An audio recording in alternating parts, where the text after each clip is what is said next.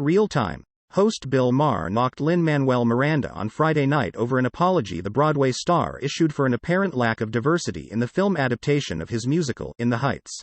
Earlier this week, the Hamilton creator took to Twitter, responding to the backlash that his new film lacked Afro-Latino performers.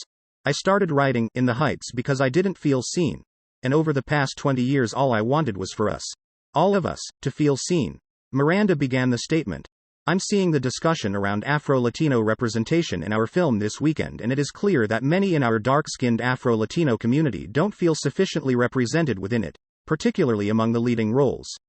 I can hear the hurt and frustration over colorism, of feeling still unseen in the feedback. He continued, I hear that without sufficient dark-skinned Afro-Latino representation, the work feels extractive of the community we wanted so much to represent with pride and joy.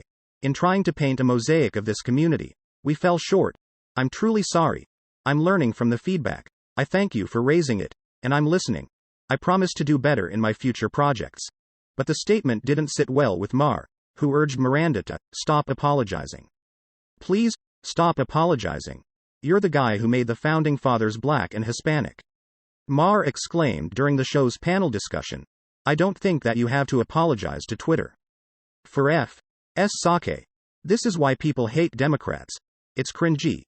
CNN commentator Paul Begala responded by saying the mob can't seem to distinguish between an oversight and an outrage, pointing to legitimate issues like health and financial disparities between black and white Americans. Those are outrages, and liberals ought to be focused on that, not the casting choices of, I think, a heroic guy who's making a film about a minority community, Begala said.